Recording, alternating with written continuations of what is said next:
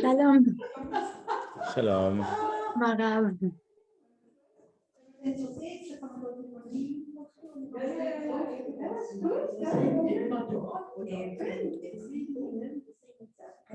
That's nice. That's new. That's yeah. Die Maße mal geschickt, hast du gesehen? Ja, du, ich habe es aber eigentlich nur für diese Decke gebraucht. Nicht vom, ja. Es ging nur um die Decke oben. Oh ja. Und da habe ich meinen Zentimeter selber mitgebracht vor kurzem und habe ausgemessen 90 mal 90. Im Quadrat. Und passt recht gut.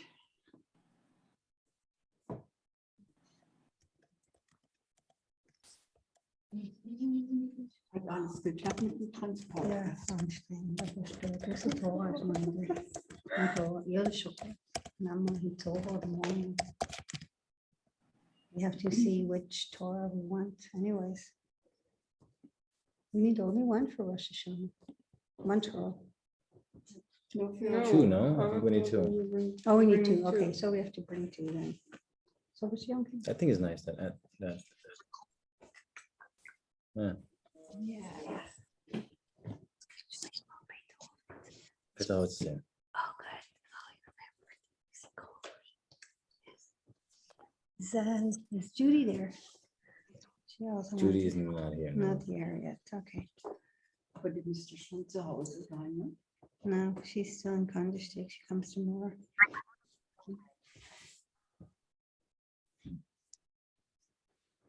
I'm gonna put everyone on mute because we're recording. Mhm. How many are there? 6.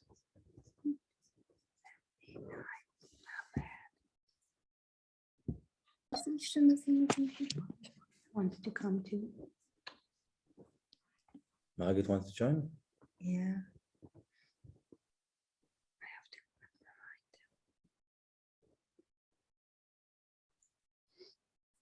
Judy, yes. Mhm.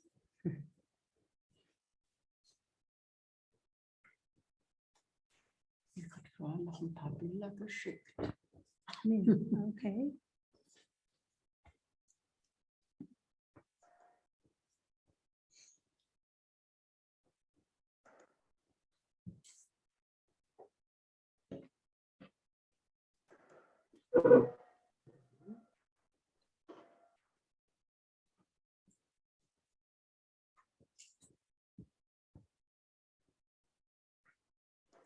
First one.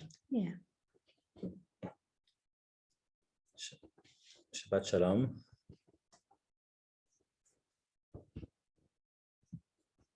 Shabbat Shalom. Shabbat Shalom. Shabbat Shalom. Merit would like to talk first. No, I wanted just still waiting. We could have a little talk together. Yes, of course, very gladly. Oh, really? I want to ask you whether you may I really something else actually, whether you know this book by Gelman, Yehuda Gelman, Perfect Goodness and the God of the Jews. I don't think I've read this. You have read that? I don't think so, no. That's really occupies. I mean, I still want to grasp the idea of God is good. That's such a good idea. I mean, you have to think that, otherwise you can't live. Can you? I think that there are many ways to perceive God himself or itself, and I think that we do not necessarily only have to see God as good or bad. If we read God from the Tanakh, we see a quite complicated God, which has different sides. Ambiguous. And I think that's fine. We learn to live with complexity, and we don't have to have everything binary or good or bad, or divided into very specific notions that we as humans expect. I think that we should be able to relate to a higher power or a higher idea, even if it is more complicated than just good and bad. Okay, more complicated. That's a wise sentence, I think. And what do you think? We can't grasp it at all because we are human beings. It's beyond.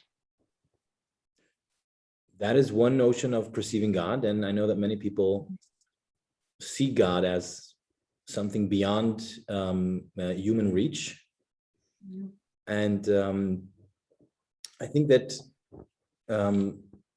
God in general, and specifically in Judaism, has many forms, and that we all have to be able to relate it to God from a personal, individual place, and find our own relationship to the God we perceive as God.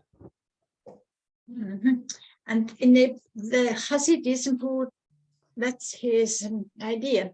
He has about 4 chapters on from different point of views, and Hasidic Jews explain that as we do have in our innermost a portion of God, that's the portion of God, because we have got the soul. So therefore we are related to him, we can find him in ourselves. And then this gives us such a good optimistic stand towards the world, that we behave in a different way. Whereas when we think about how sinful we are, this is now looking forward really to Rosh Hashana, and we think about all our sins we have accumulated. It makes us sick for how bad we are. And then we have gloom, we are not, this deteriorates the mind. Is this like that in Hasidism? I think that in Judaism in general, and specifically in Hasidic Judaism, we do not put emphasis on how bad we are as people or how bad humankind is. We rather focus on the future, and we focus on the good parts. On the future and on the good parts, yes. The future. So even if that's an illusion, I mean, that we are good, but it makes us good, thinking positive, no? It makes us good thinking what? Thinking good about ourselves is much better than always be aware of how many mistakes we have done, and the whole stance is different. Yes, of course. And so it's also a positive power. Yes. In ourselves, and this is the portion of God which he claims that we can find in us. I think something when I understood it well. Yeah, I totally agree with that. One of the things that the early masters of Hasidism saw as something that is the most negative feeling we could have as humans is the feeling of sadness. Exactly. And what I forgot which one of the rabbis it was that said that being sad itself is not a sin, but the sins that sadness could lead to, nothing else could lead to. Mhm. Mhm. Yeah. Joyfulness enables a lot of good things in ourselves. Right. Yeah. Right. Mhm. So which attitude do you think we should have during these days? I would like to go over a few texts from the Sfat Emet with the commentaries of Rabbi Art Green. And I think that some of these also touch to the subject that you brought up. Thank you. Now I make myself mute, okay? That's okay. Thank you very much, Merit. That was lovely. Thank you for asking the questions. It's always good to ask questions. Thank you. All right, we're going to start with Likutei Sfat Emet al Moedei Hashana. This is Sfat Emet on the holidays. Sfat Emet was the second Rebbe from Gur, one of the largest Hasidic groups nowadays. And this is with the commentary of Rabbi Art Green. Katveinu lechaim. This is something we say starting Rosh Hashana throughout the 10 days of Aseret Yemei Tshuva. And by the end of Yom Kippur, we changed the word Katveinu lechaim to Chatmeinu lechaim. Katveinu lechaim means write us to life. And we say it in the Shmona Esrei, right when we, every time we pray the Amidah. כתבנו לחיים כי בכל איש ישראל יש נקודה קדושה בליבו והוא נשמת חיים. Every person of Israel, Israel means Jews, right? איש ישראל, has a נקודה קדושה בליבו, a point of holiness in their heart, והוא נשמת חיים, and this is the soul of life. שנאמר וחיי עולם נטע בתוכנו. וחיי עולם נטע בתוכנו is what we say when we get called up to the Torah, right? The blessing. וחיי עולם נטע בתוכנו, and everlasting life he implanted or planted in us. אך בכל השנה שמסגלים עונות, כל שהחומר גובר ומכסה הנקודה הנ"ל. Throughout the year, when he used the word phases of the year, when we get used to the day-to-day life in the year, what happens to us is that this central point gets covered up. צריך האדם לבקש רחמים מהקדוש ברוך הוא לחדש זאת הרשימה בליבו בראש השנה. What we're trying to do in Rosh Hashanah is to refresh within us this hidden point, so we have it for the whole year. ועל זה מבקשים כתבנו לחיים, and that's why we asked for, write us to life. והוא שנאמר חרוט על הלוחות. חרוט על הלוחות is something that we have in the Torah that is engraved on the two stones that have the 10 commandments in them. And the Chazal, the rabbis, learned from it chirut, because charut and cherut is almost the same word, and cherut means freedom, right? Cherutenu, right? Zman cherutenu, right? But what does this cherut mean? Freedom of malach hamavet v'yetzer hara. This is something that we have often more. So Satan in Judaism doesn't have one name. The Satan in Judaism, first of all, is not a counter to God, like it's in Christianity. Satan himself doesn't have like a power. Satan is an angel. And Satan's Aufgabe, Satan's role is to try to divert us from doing the right thing. And and that's just his task. And in Messianic days, when Mashiach will come, Satan won't be killed. Just this part of him will be eliminated. So as an angel, Satan is an angel, right? Satan stays forever. But this task that Satan has to try to divert us from doing the good things, that will be eliminated. So we have here, he uses the word Malach HaMavet v'Yetzer Hara, which are two tasks that this Satan has, right? Malach HaMavet is the angel of death, and Yetzer Hara is the angel or the impulse that we have to do something wrong. So on Rosh Hashana, we're trying to be written into life, which means we should be free. And free of what? Free of the bad impulses that we naturally want to do. כי בקבלת התורה היו בני ישראל מוכנים שלא תהיה נמחקת הכתיבה לעולם. By receiving the Torah, the Israelites were ready that the Torah should never be erased. That means charut al haluchot. This is engraved in stone, right? This is also a term that we use in modern days when we want to say something is like very festgeschrieben. You say engraved in stone.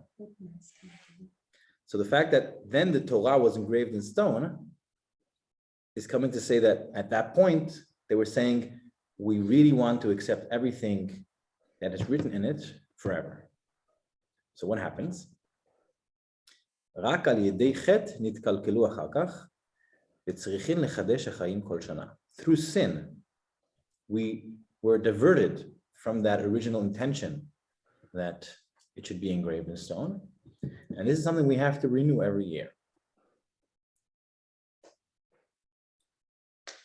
And then he goes to Vachatima, right? We spoke in the beginning that on Yom Kippur, we changed from Katvenu L'chaim to Chatmenu L'chaim, right? From writing to signing. Vachatima היא להיות זאת הנקודה חתומה. שלא להתפשט החיות בכל מקום, כמו שכתוב גן נעול מעיין חתום. So what we want through the signature of Yom Kippur is to have this as something set for the coming year. And now we're going on to the commentaries of this all was the text of the Sfat Emet. Now we're going into the commentaries of Rabbi Art Green. כתבנו לחיים. כאן שינה הבעל שפת אמת את משמעות הביטוי מן הקצה לקצה. Here, the Sfat Emet is changing the meaning of the word, of the concept entirely. במקום כתיבה ברשימה שקיים בשמיים, instead of this writing, having it as something that is something in heaven, right? הכתיבה היא מעין חקיקה בתוך הלב. This writing is something that goes directly into our hearts. אנו מבקשים מהשם שהוא הכוח המהווה הכל. We ask from Hashem, which he interprets it as הכוח המהווה הכל, the power that enables everything. לחדש בנו שוב את הכתיבה הזאת, to refresh in us this writing. חקיקת לחיים בתוך הלב מצביעה על הכרתנו שהחיים הם אכן מתנה ויכולתנו להיות מלאי הודעה על כך. Engraving life in our hearts shows of our recognition that life is a gift and we have the ability to be thankful for that all the time. אבל אנו גם מבינים שהופעת המילה לחיים בליבנו תלויה במלאכה שלנו לקרצף את הלכלוך שכיסה אותנו במשך שנה של חיים בעולם קשה ולפעמים עכור. We also understand that the appearance of this word in our heart is often binded with our work to scrub off the dirt that has accumulated in our hearts throughout the whole year and in a world which is tough and often ugly. מאמץ התשובה מתחיל מצידנו. The effort of tshuva starts from our side. בניקוי הפנימי הזה, with this internal cleaning. And he puts in parentheses here, חשבו עליו כמקביל לניקוי הבית לקראת פסח, רק שלקראת ראש השנה הכרסוף הוא בפנים. It's parallel to the cleaning we do on Pesach, but on Pesach, the cleaning is outside, we clean the house, and on Rosh Hashanah, the cleaning is inside, in our hearts. מאמץ זה קשור לגמרי באמונתנו בחידוש מתנת החיים ממקור כל חי. This effort is connected to our faith in renewing the gift of life from the source of life. גם את חירות על הלוחות חייבים לחדש כל שנה. Right? He spoke before about that the words were engraved in stone in the two tablets, and that the Chazal learned from it that charut is chirut, freedom. So this engraving in stone is something that we have to renew every year. איך אנו רואים בימים כאלו שהחירות הוא דבר שחייבים לחדש ולרענן ולא לקבל כמובן מאליו. How we see that freedom is something that we have to refresh and not to accept it as something that is always there. אולי זה משך חשוב במיוחד לראש השנה הזה בשנת תשפ"ג. This might be an important message, especially for this Rosh Hashanah in the year Tafshin Pei Gimel, which is 5,783 we're going into. Now we're going back to the next part of Sfat Emet. ראש השנה פירושו קודם התחלקות השפע להיות משתנה. Rosh Hashanah means the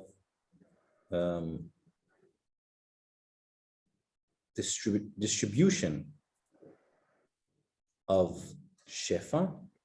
Shefa is auch Reichtum, aber auch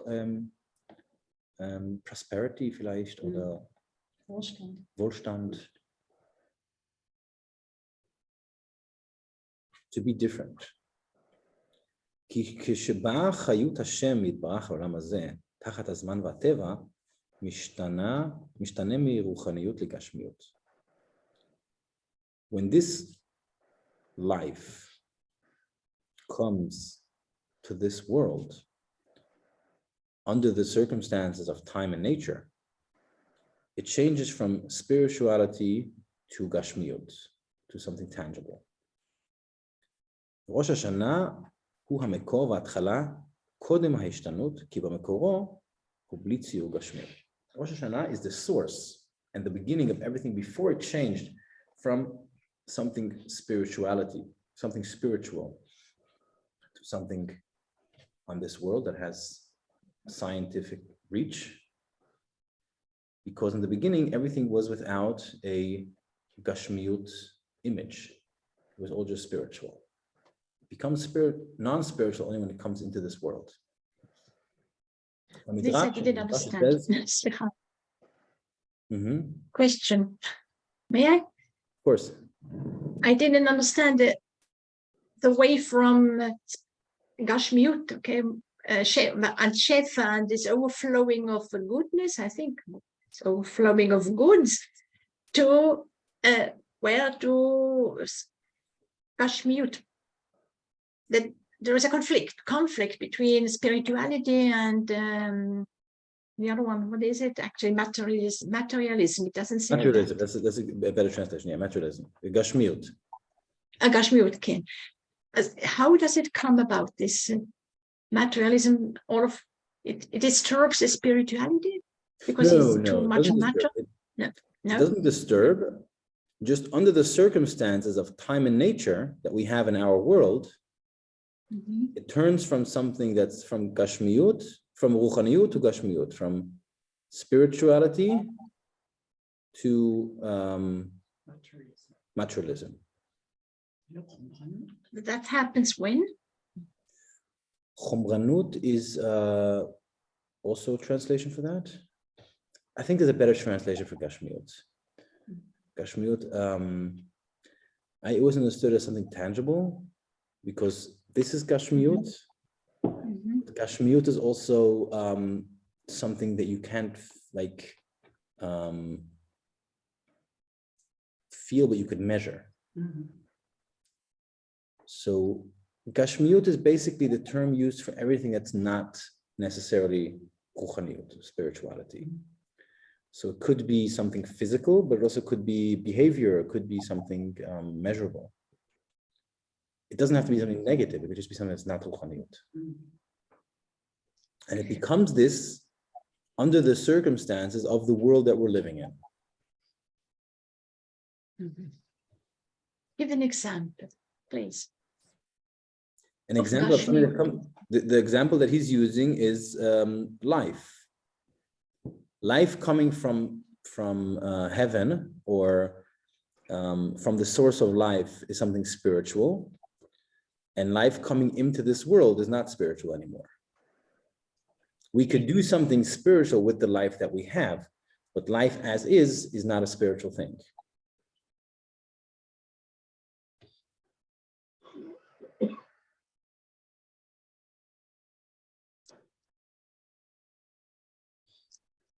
The Rosh Hashana. Yes, yes, but spirituality is life per se. Spirituality is the uttermost life, not? So he's saying that it's not. He's saying that life from its source is a spiritual thing, but coming into this world, it becomes a non-spiritual thing. And this spiritual connection to life is something that we have to refresh every year. Ah, okay, now I understood. That means, Okay, thanks. that means actually one thing is spiritual, but once we leave this spirituality, we have to face the real life. Right. And have to confront us with all the problems in the world. Right. Exactly, yeah. Yeah. Because the world is a place that we have time and nature. Yeah. Life comes from a place that doesn't have time and nature, or spiritual higher place. Yes. And coming into here, it has to put on a body of time and nature, which is not Ruchaniut. Yeah. Exactly. Where we also have to react sometimes. Right. Where we have to contemplate, where we have to ask ourselves how to react now, how to do the right thing. Yes. I think that can be included in the two words that he's using, Zman and Teva. Time and nature are things that we have to react to, that we're in contact with the whole time in our lives. And one of the things that is used in a state of Ruchaniut is Lemala Me'azman, above the time, right? So in a spiritual stage, we're above time. Time doesn't tie us down. Right, but it doesn't tie us down to time and place.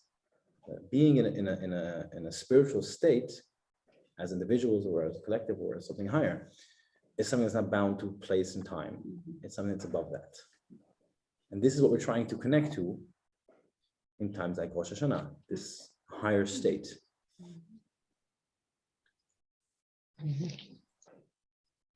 לעולם השם דברך ניצב בשמיים. The Midrash says, כמו שנאמר, בשם הבעל שם טוב, כי מאמר יהי רקיע, מחיה כל רגע את הרקיע.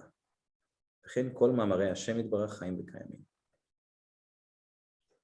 When the Torah says, יהי רקיע, there should be a sky, this word, this commandment, is commanding the sky all the time to continue to exist. So it needs to have this order to stay alive. And all the other commandments that we have in the beginning of Bereshit, which we're going to read in a few weeks, is what's holding up everything. This ongoing commandment that these things should exist. ונמצא שורש כל דבר וקיומו הוא המקור והנקודה שנמשכת ממאמר השם יתברך. The core of everything and its existence is the source that is being derived from this godly biblical commandment. וזהו התקיעות שהוא קול בלי דיבור. This is what the shofar sounds that we hear in Rosh Hashana, which is a voice without speech. Right? We hear a voice, but it's not saying anything. It's just a voice. It's just a sound that comes out of the shofar. שדיבור הוא התחלקות הקול לתנועות נפרדים ושונים. When we speak, what are we actually doing? We're taking one piece of voice, one sound, and we're dividing it into pieces so it becomes words and something we could express. אבל הקול האחד מיוחד דבוק במקורו. But this one sound that is not divided into words is like the pure version of speech, which connects to the source of speech, so to say.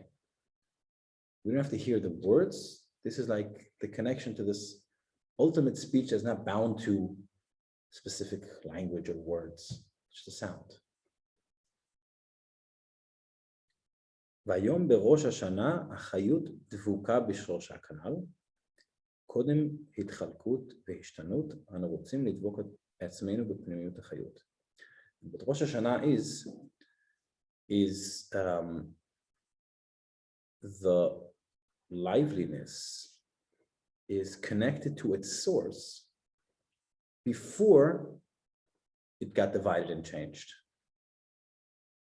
And what we're trying to do in Rosh Hashanah is to connect to this, we call it inner voice or ultimate speech that is not bound to our language and our words, just a sound. And that is connected to the source of life.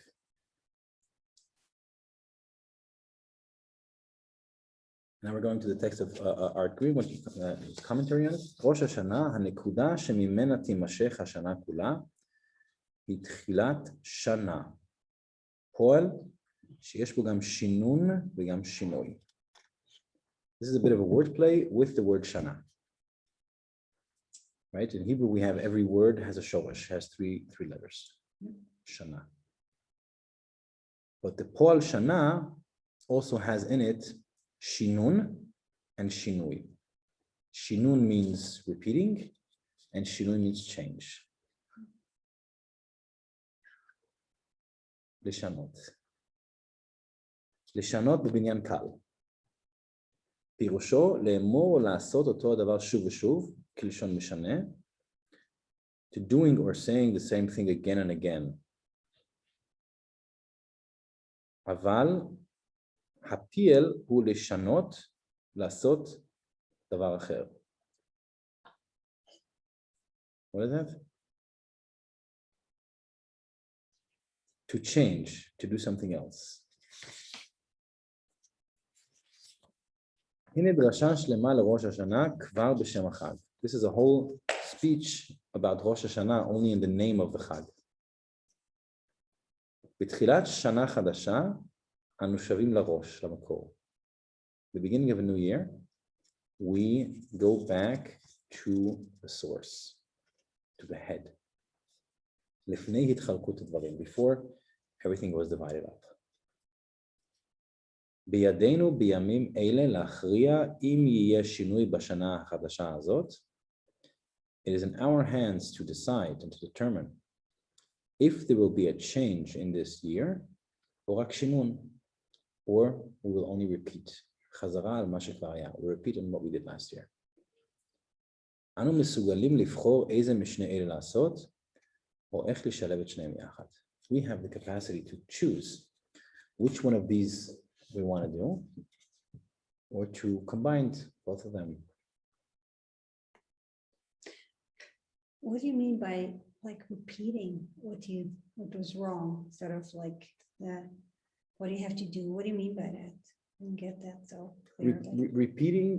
He's playing with the word Shana, Yes. right? So the word Shana with different letters could mean something else, either repeating or changing. Repeating would mean doing the same thing we did last year, and changing would be doing something else. So we could choose to continue the same way we were last year, or we could choose to change some of it. It's in our hands, yeah. I have a question. Hi. But I mean, we never exactly repeat what we did last year. It's always change. So even if we intend to, like, don't change anything, something will change. So I don't think you can ever really repeat exactly what you did last year. I think that in repeating here, it doesn't mean literally or the exact same thing again. I think it's just the same way of conduct or the same style of actions that we're referring to here. Okay. And the change means to take a different course of action. Okay.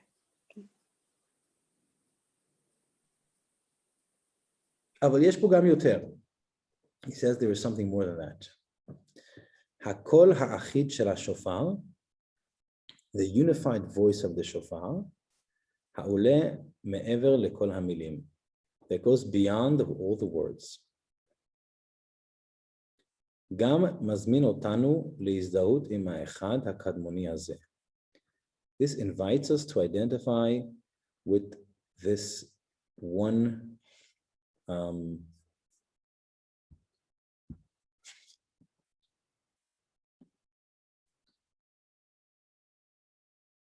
האחד הקדמוני, this one previous one, or the beginning of. וכך לעלות גם אנו מעבר לכל החילוקים וההפרדות הממלאות תודעתנו בשאר ימות השנה.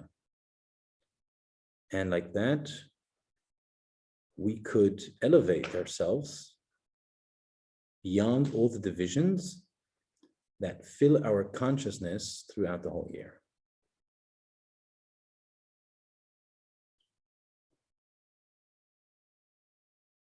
That means actually, זאת אומרת שאנחנו בעצם כל שנה אנחנו צריכים לנסות להשלים את עצמנו.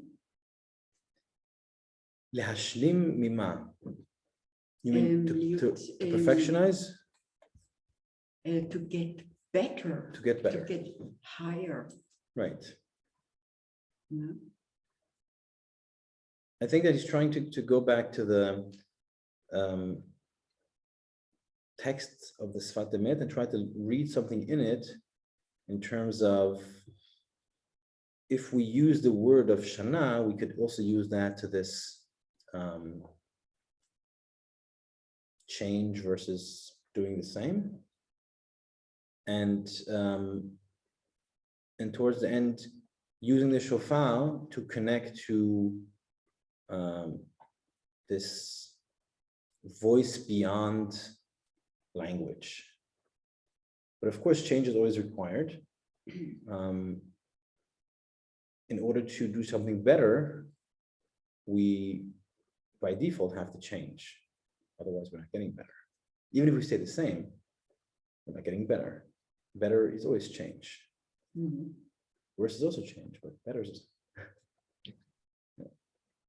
Yes, I've got a question. The sound of the shofar, for me, it's frightening. I don't like to go back to this sound. I mean, I don't like to think that the first sound I heard when the world started to be. He thinks about something like that.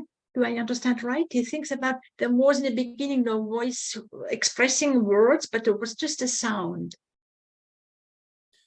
And then he connects that one to the shofar. But for me, that would be not a nice beginning of the world with such a shofar, but like something more Hmm.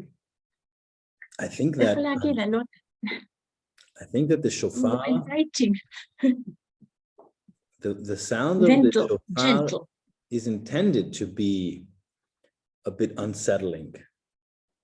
Mhm. The shofar has multiple reasons.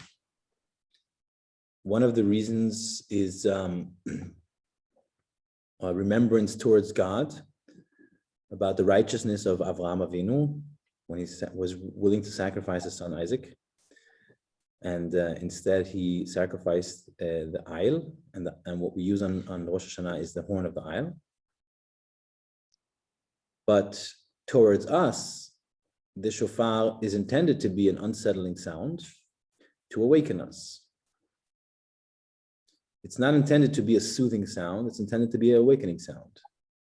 Exactly. Therefore, I don't understand why, or did I understand, was I mistaken that he says we have to go back to the previous sounds or something like that, when the world started and nobody spoke because there was no language.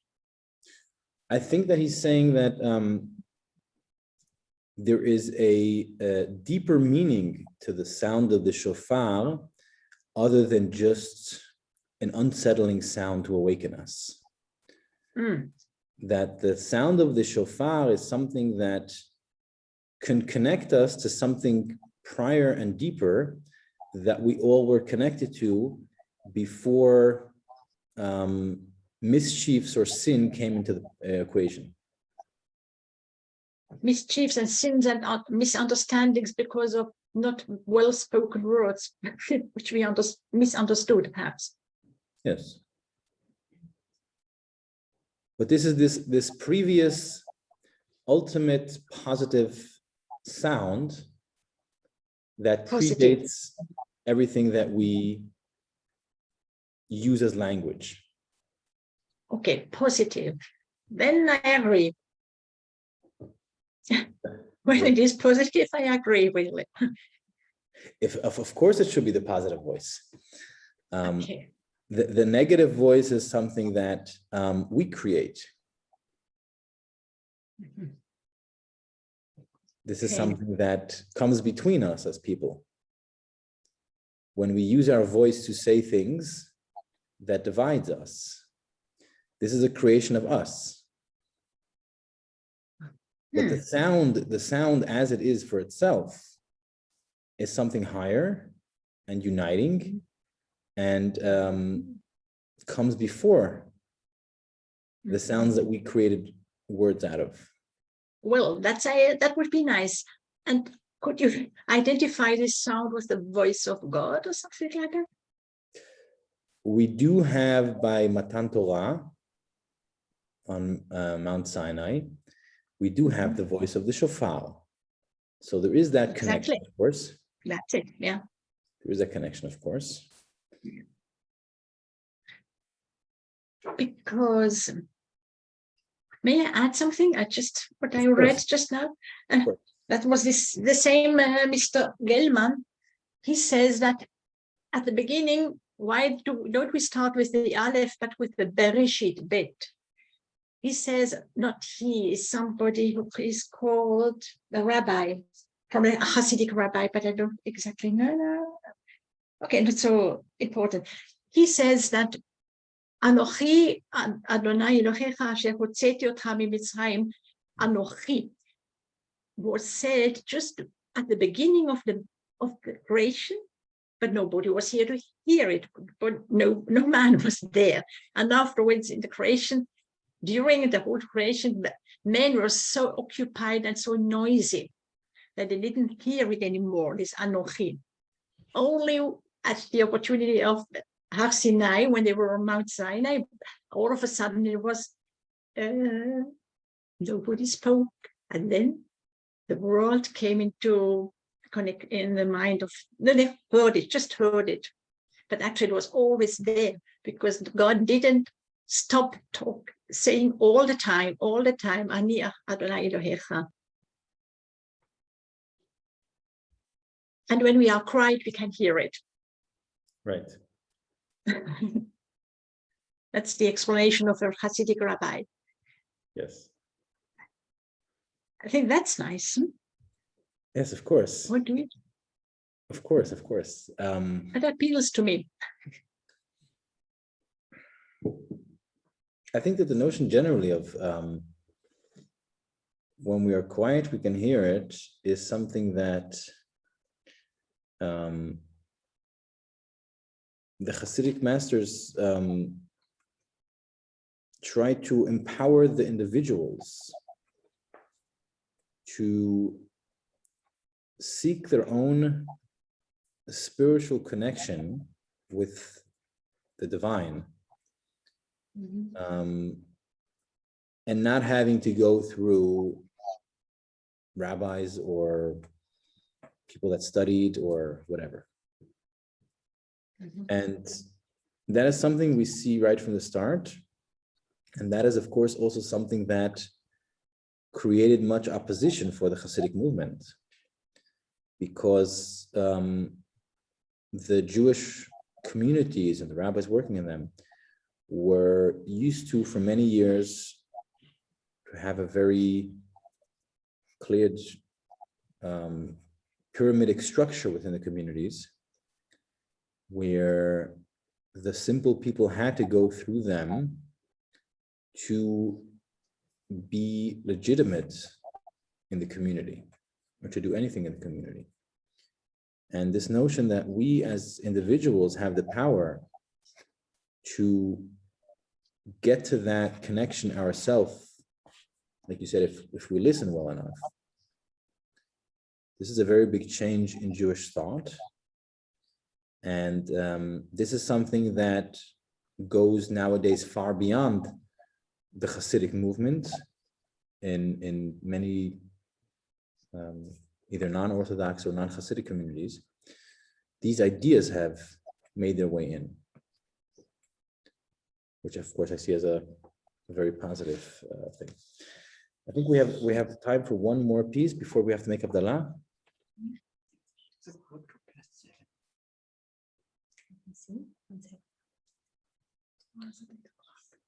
What? That's what the calendar says?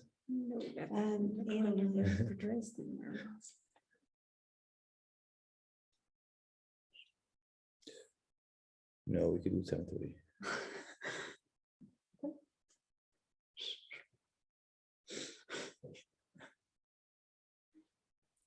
Ita b'Gemara.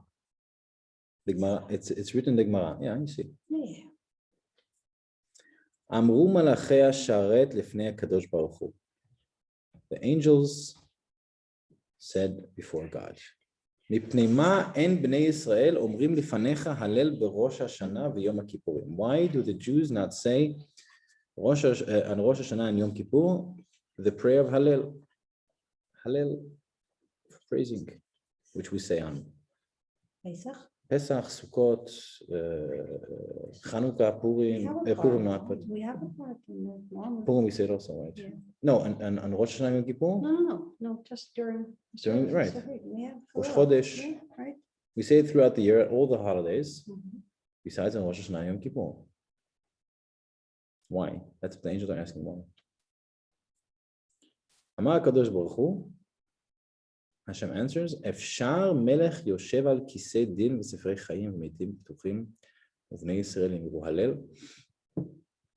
Is it possible to be that a king sits on his chair of judgment and the books of life and death are open before him and the Jews will say Hallel, they will say praise? That's the answer that God tells the angels. צריכים להבין עניין שאלת מלאכי השרת. He's trying to understand what is the question here actually. והעניין הוא כמו שאומרים שמכל מצווה שבני ישראל עושים נברא מלאך. Every good deed that we do, an angel is created.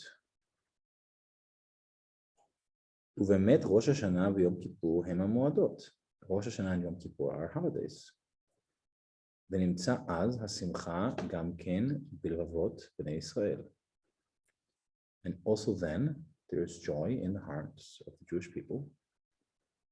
רק שאינן יכולים להוציאה מן הכוח אל הפועל לומר הלל. We can't make something out of it, out of this joy that we have in our hearts on Rosh Hashana and Yom Kippur to say Hallel. אבל מרוב התשוקה נבראו מלאכים גם כן.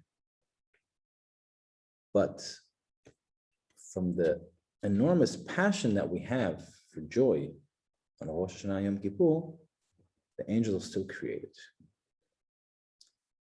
ואפשר מלאכים אלו המה למעלה מהמלאכים שנבראו מאמירת ההלל. And it could be that these angels go up in heaven and they are even in a higher place than the angels that were created from actual saying Hallel. כידוע שמדרגת המחשבה למעלה מהדיבור. Because the level of thought is even higher than the level of speaking. The positive thought that we have from wanting to say Hallel, or being happy, and not saying Hallel, this powerful thought creates an angel, and these angels are more elevated than the angels that are created from actual saying Hallel. We're going back to the shofar idea. כדיטה בזוהר הקדוש, יש צעקה בלב שאין יכולים לפרש בפה. The Zohar tells us that there is an inner shouting of the heart that we cannot interpret that into something from the mouth. We can't even vocalize it. וכמוכם שופר הוא סתום ובבחינת הענך בסתר רם, וזהו תקעו בחודש שופר בכסר ליום חגיהם. So what he's saying basically is that the shofar comes to express the inner voice of the heart that we can't even put into words. It's actually this, I see it as a sound. This is the sound, it's the tune that actually carries, that carries really the feeling of the heart of the people up into higher spheres. Yes. It's a vehicle. Yeah. That's how I see it. The sound is carrying it up. Right. But I think it could I don't know. Smoke. It's like you know the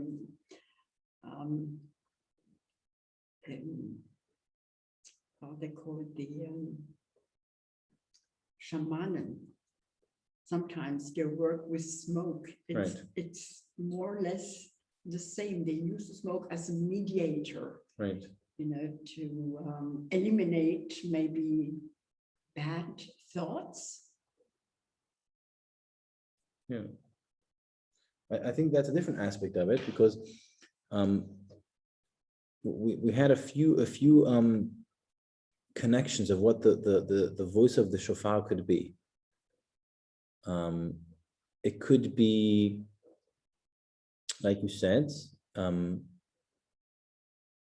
digging through all that, but in order to get to our inner voice, which already exists, which means it peels everything away.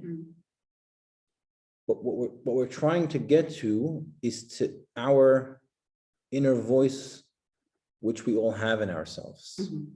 And that's what it's representing. And that's what it's helping us get to. Actually, back to the purity. Back to the purity. Yeah.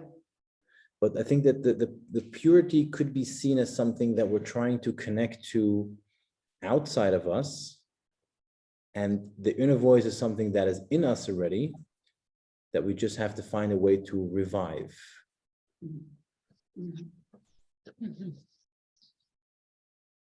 And it also, I think, the voice of the shofar is something, I mean, it is so loud, it is so penetrating, yes, it is so archaic that it also actually has the intention to wake up. Yeah. Wake up, open yourself, or turn around, think about yourself.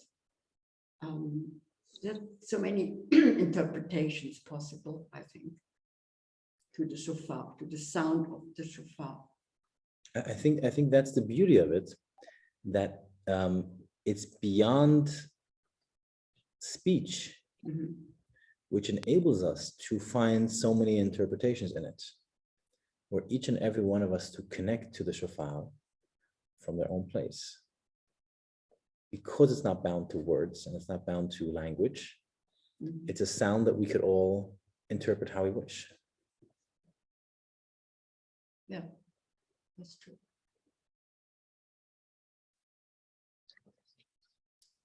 גם כאן כל השופר הוא למעלה מן הדיבור. Here also, the voice of the shofar is beyond speech. מלאכי השתיקה שלנו, our angels of silence. או של עלייתנו מעבר לכוח הדיבור. Or of our elevation beyond the power of speech. הם גבוהים יותר מכל אלה הנבראים על ידי מילות התפילה. They are higher or more elevated than all those that are created from our words of prayer. על זה חייבים להתבונן ברגעי מדיטציה קודם לתקיעת השופר. He's saying that we should take a moment to reflect and meditate on these thoughts before the blowing of the shofar. כל הכוח הנפשי וההתלהבות שהיו נכנסים לשירת ההלל בחג זה נשמרים בפנים. All the inner enthusiasm and strength that we had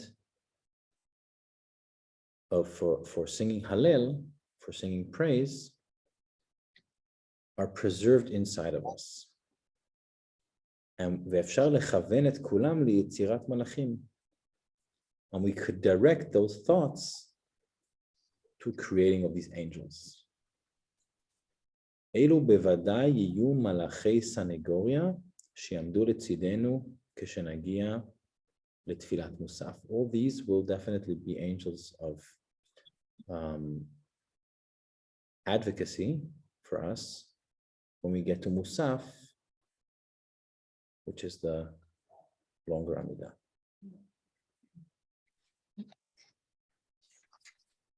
Should we stop here? Should we try one more? Question, yes. Yes, another idea of what I always think, it's like a weeping voice of somebody weeps. Yes. Or a baby cries. Yeah, and the baby cries, exactly. And as I remember, it was Yirmiyahu. I think Yirmiyahu speaks in the Haftarah about Rachel. She's weeping because her children are gone and won't return. And then Yirmiyahu, he makes his consolation to her, don't weep. Don't stop crying. תמנעי, משהו כזה, תמנעי מן הדמעות שלך, אני עכשיו לא זוכרת, I don't remember exactly how it goes. I think ירמיה למד א', נכון? So if you hear the voice of Rachel weeping, and that's it, I think also it reminds me of this shofar. Mhm. I look it up. I also was thinking about the fact that we're playing with the idea that words in this kind of extreme situation where we're thinking about ourselves and life and death and hoping that we will be inscribed in the book of life, etc., that it's beyond words, and the shofar is beyond words and brings us. You use the word elevated, and I think that's better than higher, but we can discuss that. But also it's very sensual. It comes in our whole body. It comes in our ears and vibrates in our innermost being. And there, the image of the little spark with a flame, which the Hasidic masters have taught us, that is part of the divine. So these wordless moments that we have, whether it's in nature or in or in the synagogue when we hear the shofar, or I don't know, hear leaves rustling, that anything like that that makes us think inwardly but also outwardly, because in the end we have to say, well, how am I doing? And it's about relationships with other people, so that you have yourself, you have the divine, and you have your fellow people. And these wonderful symbols of the shofar and the light and a candle and the idea of the angel, the idea of the angels, all of that are kind of helping us to grasp what you've been saying, that Art Green interprets that the moment of coming before the king and the not saying Hallel. I wondered also, Akiva, is it that we should not imagine that we could get on the side of the divine by singing Hallel? That's why we don't sing Hallel, because we mustn't be bribing or praising at that moment. We need to be silent and wait and listen. Very Maybe. interesting. Very interesting. That's good. Yeah, To be Yael, you silent want to and add wait. something? I saw you raise your hand. Yes, I want to know, is this a common idea that with thoughts you can create angels, or that just in general that angels get created? It seems a little weird to me, let's say. That is definitely something that is believed, that angels get created through our actions. But wait, then how long do they stick around? Like I do one good act and then there is an angel like forever, or Yeah. how does that work? Yeah. Really? I think that in the spiritual world, there is no lacking of space. So they could be created as many as you want. I can't tell you for sure if this. No, this is definitely still rabbinic text. I was going to go to Kabbalah, but no, it's definitely pre-Kabbalah. This is rabbinic text. Okay. About the creation of angels from our deeds. Okay, good to know. Thanks. Interesting. Very interesting. I found the Jeremiah, it's 31 Lamed Aleph came. There's something, yeah, thanks, Matt. There's something that is Minhag in Yerushalayim when someone is buried, that the Chevra Kadisha announces before they go from the place of from the house, from the synagogue, when they're going out to the cemetery, that the children should not walk with the casket, with the coffin. And they yell it out very loud, like it's like they're not talking to the kids, they're talking to the other kids, the negative angels that were created through this person's actions, and they want these kids not to join. They should leave this person alone and not join him in the afterlife. So they announce it very loud. Kinder sollen nicht begleiten. Kids should not accompany the dead person. So some don't actually. Some don't walk after the Aron. They go in a different way and come and meet the dead person in the cemetery for the burial itself. So they live with this constant creation of angels out of our actions. Yeah.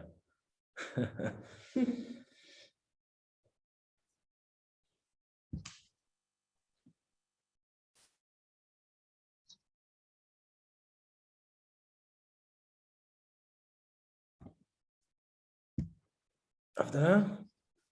Havdalah. To once more this Gashmiut. When we translate by materialism, it's not okay because materialism is chomriut, chomri, it's chomer. I'm sorry, I couldn't hear you. What was that? Gashmiut. We were not sure how to translate. So tangibility or something like that. All things which are tangible, Yes. they are gashmin. It's not negative. It's so like I was now thinking about the angels. They are not gashmiot. Right. Malachim lo gashmiyim. Right. That's it, for instance. And there's nothing of materialism. It's not chomraniut. It's a mashu acher. Right, right. I think that there are many ways that's the problem with translation, that we always have that. Not every language has a perfect translation for every word. Mhm. So I think that there are many ways to translate Gashmiut. Tangible is something that is also a way of translating it. It doesn't have to be materialism in a way of something you could hold, but that is also Gashmiut. Mhm. But it's not negative in itself. No, Gashmiut is not No, negative at no. all. No, not at all. Not at all. Gashmiut just means not Ruchaniyut. It's a different term. When you kacha, Different term. It doesn't have to be negative at all. We could do not at all. we could do many Whereas positive, materialism, we could do whereas many the positive things with translation, Gashmiut, of course. And Gashmiut is something we need for for our existence, something we need. Of course. Mhm.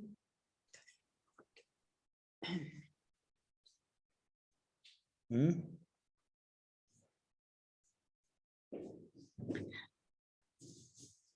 We're going to make Havdalah now. You're all welcome to join us. the text you were reading us from, who was the author of this text? Sifat Emet. Ken? Sifat Emet from Gum with the commentaries of Rabbi Art Green. And Akiva, which period? oh, sorry. When we do the Which Haftarah, time? do you want to stop the recording or you want to keep recording? I noticed that it's being recorded. Either way, we could I just asked because stop it and then we could re-record it.